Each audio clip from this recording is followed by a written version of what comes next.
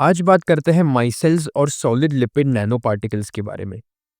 माइसेल्स बिल्कुल लाइपोसोम्स की तरह ही होते हैं with one main difference that liposomes में आपके पास बाइलेयर है लेकिन माइसेल्स में आपके पास एक मोनोलेयर है। माइसेल्स के बेसिक फंडामेंटल यूनिट में एक हाइड्रोफिलिक हेड है और एक हाइड्रोफोबिक टेल है और ऐसे बहुत सारे यूनिट्स को मिला के एक माइसेल बनता है, लेकिन अंदर की तरफ ऐसा कोई स्ट्रक्चर नहीं मिलेगा आपको। इसमें बाहर की साइड एक हाइड्रोफिलिक लेयर बन जाएगा और अंदर की साइड एक हाइड्रोफोबिक लेयर।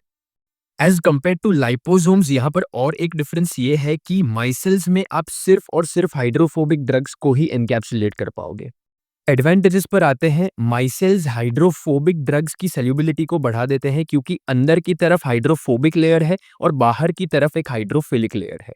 सो आपका हाइड्रोफोबिक ड्रग माइसेल के हाइड्रोफोबिक लेयर में रह पाएगा और माइसेल का हाइड्रोफिलिक लेयर वाटर में आसानी से डिसॉल्व हो जाएगा, जिसकी वजह से आपका हाइड्रोफोबिक ड्रग भी वाटर में आसानी से डिसॉल्व हो जाएगा। माइसेल्स के सरफेस पे भी पीईजी के साथ मॉडिफिकेशंस किए जा सकते हैं जिससे कि इन्हें भी स्टेल्थ की प्रॉपर्टी मिल जाए और आपके इम्यून सिस्टम का एक्शन माइसेल्स के अगेंस्ट रिड्यूस किया जा सके।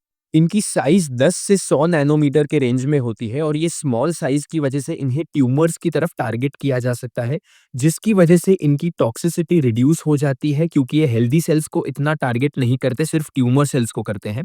और ये इनके अंदर एनकैप्सुलेटेड ड्रग को प्रोटेक्शन भी दे सकते हैं। डिसएडवांटेजेस पर आते हैं। इनके ड्रग रिलीज को कंट्रोल कर पाना एक डिफिकल्ट टास्क है। इसका रीजन ये है कि ये डाइल्यूट सॉल्यूशंस में कई बार डिसअसेंबल हो जाते हैं। सो आपके ब्लड में ये अनस्टेबल रहते हैं क्योंकि आपकी बॉडी में ब्लड 4 से 5 लीटर तक हो सकता है, लेकिन आप एक टाइम पे एक लिमिटेड क्वांटिटी ऑफ माइसेल्स ही एडमिनिस्टर कर सकते हो। इसके अलावा इनकी ड्रग लोडिंग कैपेसिटी भी काफ़ी लो है। डिपेंडिंग ऑन आपको ये हाइड्रोफिलिक हेड और हाइड्रोफोबिक टेल कहाँ से मिलते हैं, ये दो मेन टाइप्स के हो सकते हैं। या तो ये माइसेल्स पॉलीमर्स से बनाए जा सकते हैं या तो ये माइसेल्स सर्फैक्टेंट से बनाए जा सकते हैं। एप्लीकेशंस की बात करते हैं, ये कैंसर थेरेपी में यूज किए जा सकते हैं क्योंकि इनसे ट्यूमर टारगेटिंग पॉसिबल है। जीन डिलीवरी में यूज किए जा सकते हैं जहां पर आपको आरएनए या फिर डीएनए डिलीवर करना है आपकी बॉडी में, या फिर डायग्नोस्टिक टेक्निक्स जैसे एमआरआई और सीटी स्कैन्स में भी ये यूज किए जा सकते हैं। अब आते हैं एसएलएन्स पर, यानी सॉलिड लिपिड नैनो पार्टिकल्स पर। इनका कॉन्सेप्ट सिमिलर है माइसेल्स की तरह ही क्योंकि यहाँ पर भी आप हाइड्रोफोबिक ड्रग्स को ही एंट्रैप करने वाले हो, लेकिन इसमें स्ट्रक्चरली फंडामेंटल डिफरेंसेस आ जाते हैं। इसमें आप क्लियरली देख सकते हो कि आपके पास हाइड्रोफिलिक हेड और हाइड्रोफोबिक टेल, ये दो इंडिविजुअल कंपोनेंट्स नहीं है। इंस्टेड आपके पास यहाँ पर लिपिड्स या ट्राइग्लिसराइड्स प्रेजेंट है जो कि ओवरऑल एक सॉलिड फॉर्म में है और नैनो साइज रेंज में फॉल करते हैं। इसकी वजह से इनका नाम पड़ता है solid lipid nano particles.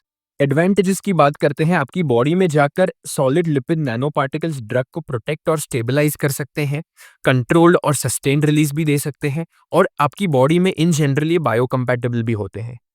Solid lipid nano particles आपकी बॉडी में कई सारे रूट्स ऑफ एडमिनिस्ट्रेशन के लिए यूज किए जा सकते हैं, इस वजह से ये वर्सेटाइल भी है। इंजेक्टेबल ड्रग्स में कई बार आपको जो इरिटेशन कॉज होता है वो भी रिड्यूस किया जा सकता है एसएलएन्स को यूज करके। लार्ज स्केल प्रोडक्शन के लिए ये काफ़ी सूटेबल है और ये माइसेल्स के कंपैरिजन में काफ़ी ज़्यादा स्टेबल है। इनके डिसएडवांटेजेस भी है, इनमें भी ड्रग लोडिंग कैपेसिटी लिमिटेड है और कई बार आपको इनमें भी बर्स्ट रिलीज देखने मिलेगा, इवन दो वो फॉर्मुलेशन को सस्टेन्ड या कंट्रोल रिलीज के लिए बनाया गया है।